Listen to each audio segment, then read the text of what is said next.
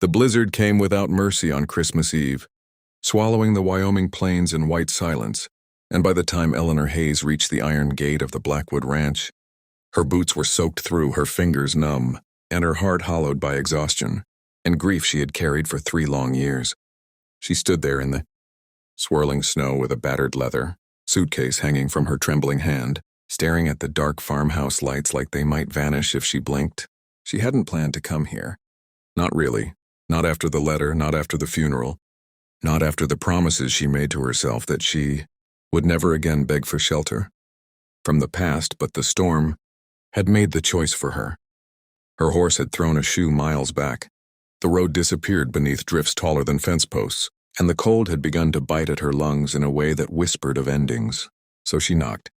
Inside, Samuel Blackwood stood frozen at the sound, his hand hovering mid-air over the lantern hook, because no one knocked at his door anymore, not since his wife had been buried under the same snow 2 winters ago. He opened it to a wall of white, and then he saw her. Eleanor, the woman who vanished the same night his brother died. The woman whose name was never spoken aloud in his house. For a heartbeat, neither of them moved, the wind screaming between them like it wanted to tear the moment apart. Snow clung to her dark hair, her face pale and drawn, eyes red from something far deeper than the cold. "I didn't know where else to go," she said, voice barely audible. And that was when the children appeared behind him. 3 small figures in wool sweaters and socked feet. Thomas, the eldest, stiffened first, his blue eyes widening in recognition he didn't fully understand. Caleb followed, then little Rose, clutching a rag doll missing one eye. They stared at Eleanor like she was a ghost stepped straight out of the storm.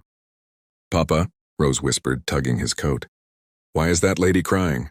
Samuel swallowed hard, every old wound splitting open at once, and stepped aside without a word.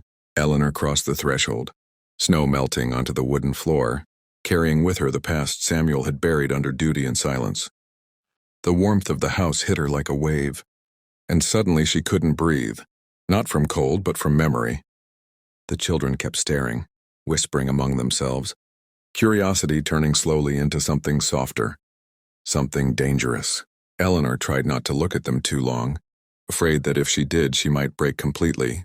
Supper passed in strained quiet, the storm raging louder as if the world itself wanted to keep her trapped there. Samuel offered her the spare room without meeting her eyes. His jaw clenched tight because anger was easier than grief, and grief was easier than forgiveness. That night, Eleanor lay awake listening to the wind claw at the walls, wondering if coming here had been a mistake or if fate had finally cornered her for a reason. In the early hours before dawn, she heard a soft knock at her door. When she opened it, 3 small faces looked up at her, eyes shining with unshed tears. "Please," Thomas said, voice shaking. "Don't leave when the snow stops." Eleanor knelt there in the dim hallway, heart-shattering, knowing they had no idea who she truly was or how deeply her leaving, once before, had already shaped their lives. And as the blizzard howled on, she realized Christmas had brought her back to the one place she could no longer run from. And if this story is already pulling at your heart, remember to subscribe now, because what happens next will change all of their lives forever.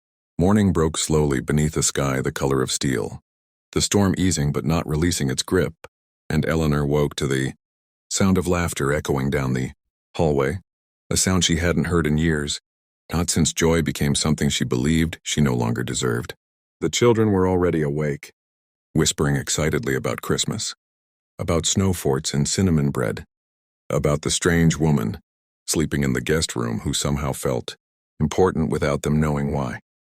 Samuel stood at the window watching the drifts settle, wrestling with the war inside him, because every glance at Eleanor reopened the night his brother died, the night Eleanor left town carrying secrets she never explained.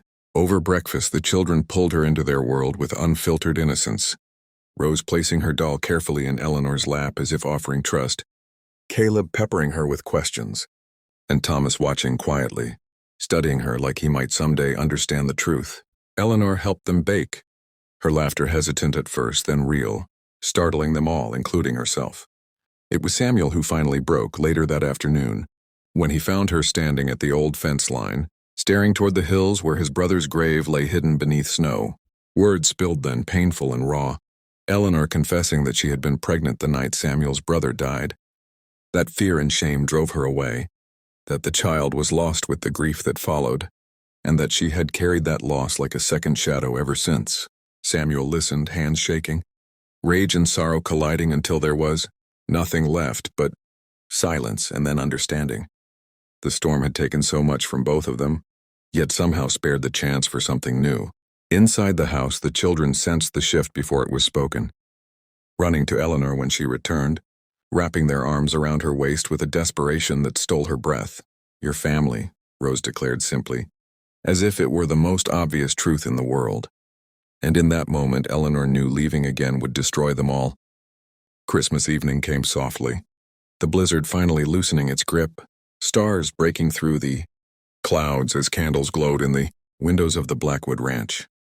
Samuel stood beside Eleanor, watching the children sleep by the fire, their faces peaceful at last, and he understood that forgiveness wasn't forgetting, it was choosing to stay.